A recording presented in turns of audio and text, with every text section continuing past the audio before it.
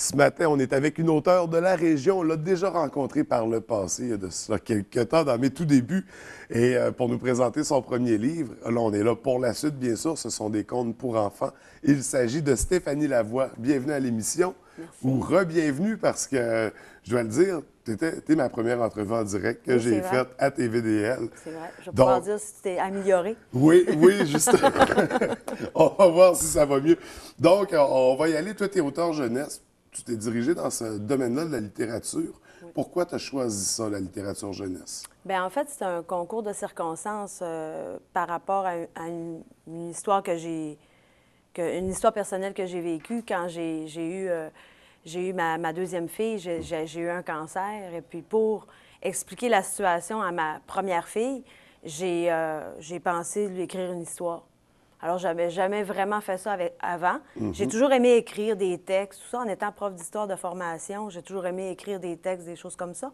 Mais là, j'étais vraiment dans un autre créneau. Puis c'était vraiment pour Andrea, ma fille, que j'avais fait ça.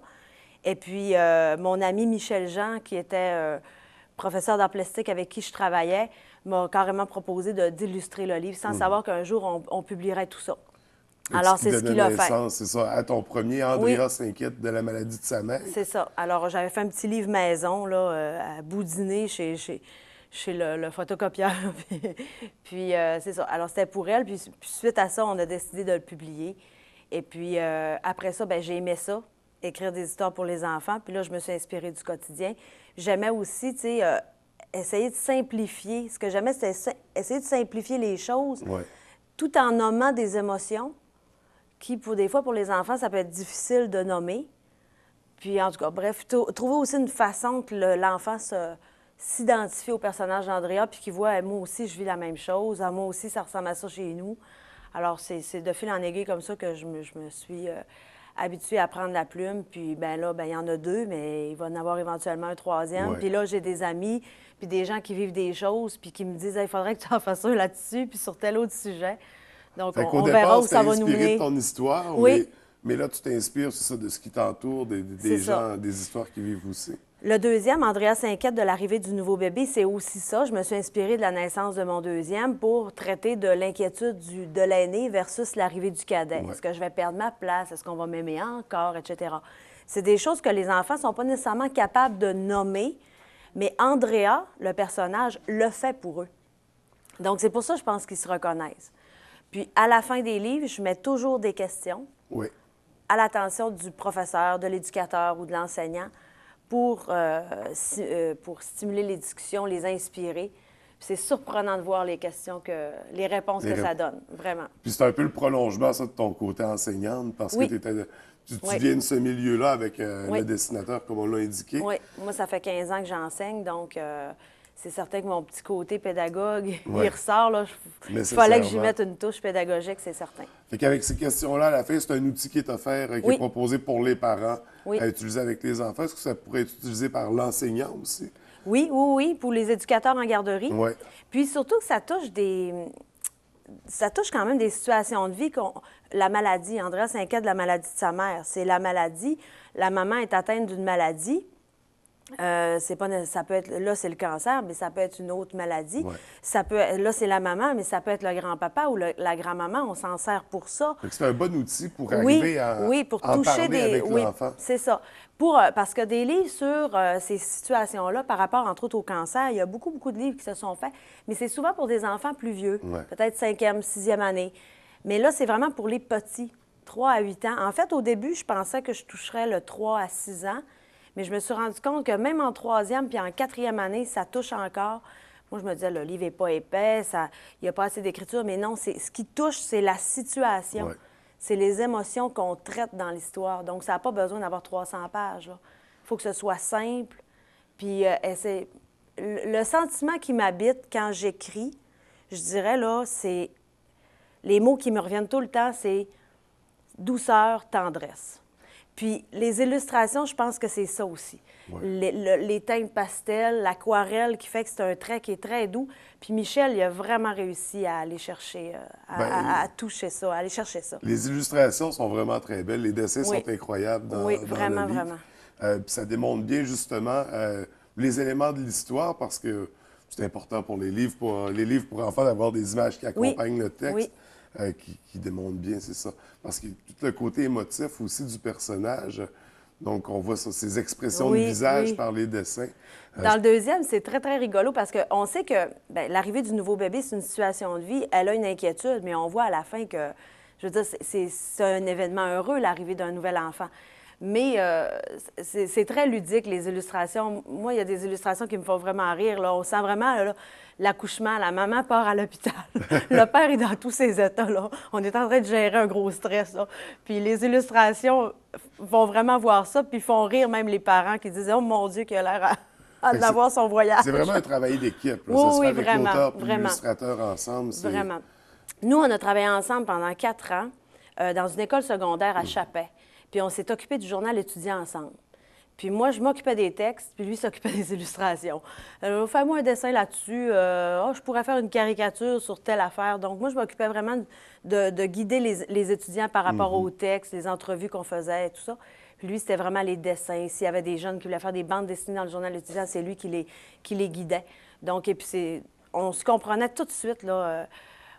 Puis c'est ça, moi j'écris, je fais des petites idées sous mes scènes, je vois ça, là-dessus, j'ai aucune idée, libre à toi, on en rediscute, j'avais pensé peut-être. Puis lui, il y a une façon aussi de changer les angles. D'ailleurs, je pense, c'est quand moi j'avais toujours le même tableau en tête, mais lui, il change les angles. Exemple, il va changer l'angle, on s'en va à l'hôpital, bien, lui, il a mis comme s'il était dans l'auto puis que la voiture recule. Donc, moi, je suis toujours épatée du travail de Michel, de la façon qu'il a de tourner les angles là, pour amener des tableaux différents dans le livre.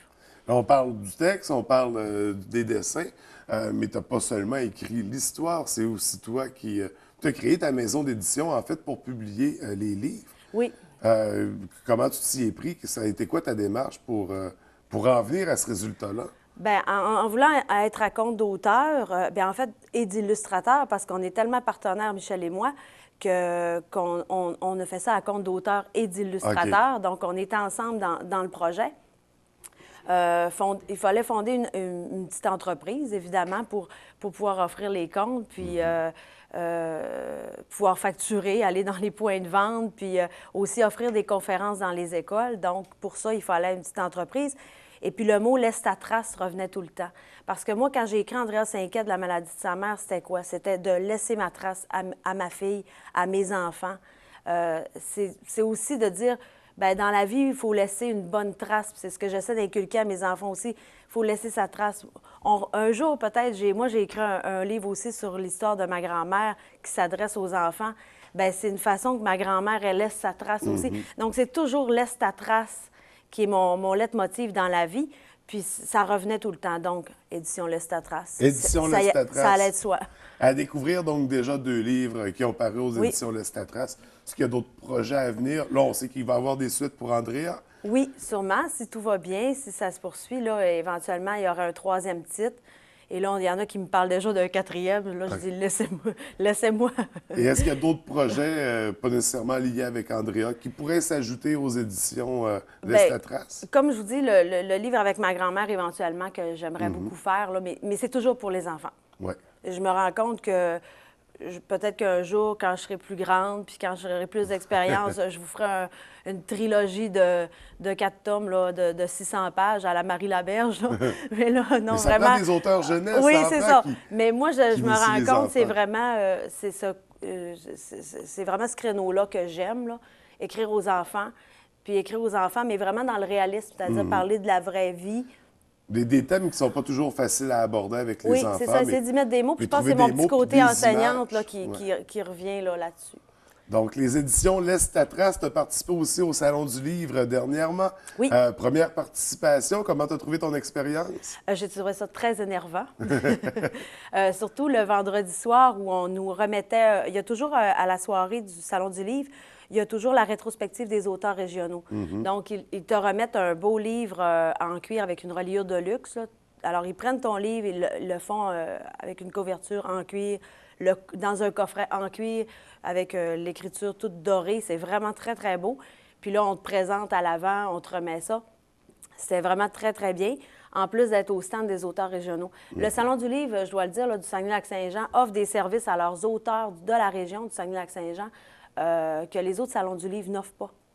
Entre autres, un stand d'auteurs régionaux, la rétrospective des auteurs, alors une certaine visibilité là, qu'ils nous offrent. Fait qu'on sent à notre Salon du livre l'intérêt pour la région. Oui, il y a une reconnaissance vraiment là, des auteurs régionaux. Et ça, qu'on soit des auteurs prolifiques comme Louise Portal, qui était là en fin de semaine, qui est connue, puis des tout petites comme moi là, qui commencent. Bien, qui commence, mais qui va devenir certainement oui. avec la série d'Andrea. Et là, c'est sa première participation au Salon du livre. Là, tes livres sont en vente présentement. Il y a des points de vente précis. Alors, en ce moment, il y a 4 points de vente. Alors, j'ai à la librairie Marie-Laura à Jonquière, à la librairie Les Bouquinistes sur la rue Racine à Chicoutimi. J'ai au Family Prix à Chicoutimi aussi. Et à l'abbé, là, je vais aller les porter tout à l'heure en quittant l'entrevue, aux Jean Coutu à l'abbé. OK. Alors, puis les pharmacies, je suis contente parce que, effectivement, parce que je touche à des situations de vie qui sont souvent particulières, je sais que je réponds à un besoin avec ces livres-là. Et puis, bien, dans les pharmacies, là, bien, on y va souvent quand on vit ces situations-là. Donc, les pharmaciens sont en mesure aussi de savoir à qui ça peut faire du bien. Donc, on invite les gens à aller se procurer le livre, en particulier à l'abbé aux Jean Coutu, à compter d'aujourd'hui, parce que tout de suite après l'émission, tu vas aller les porter. Oui, je vais voir Martine Donc, tout à l'heure. On va pouvoir se les procurer facilement là. Donc, c'est ça. On surveille la suite de la série Andrea, peut-être d'autres projets qui vont paraître bientôt aussi, dont celui de ta grand-mère. On a identifié, on a parlé d'animation dans les écoles. C'est un truc qui pourrait venir, ça? Oui, en fait, j'avais déjà commencé. Et puis, j'ai une conférence qui parle du conte pour enfants en général, qui s'adresse peut-être plus aux parents, aux éducateurs ou des maisons des familles, pour parler vraiment du conte, c'est quoi, ça aide, de quelle façon ça aide, etc. Et puis, j'ai vraiment une conférence que j'adapte pour les enfants du primaire et des garderies en rapport avec l'histoire du livre, comment on devient auteur, qu'est-ce que ça implique comme travail, alors tout le côté éducatif aussi par rapport à ça.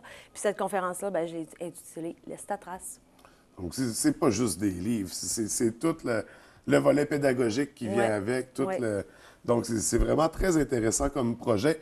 On surveille. Est-ce qu'il y a un site Internet pour l'Estatrace? Je suis en train de constituer ma page Facebook qui va être édition L'Estatrace. Alors là, je suis avec le Salon du livre, le travail, les enfants, là, il faut que je m'assoie puis que je le fasse comme il faut, mais ça s'en vient. Donc, à je vais surveiller solliciter tout le prochainement, monde. c'est ça. On va pouvoir suivre par le Facebook de l'Estatrace pour avoir, c'est ça, la sortie des prochains livres et avoir plus d'informations.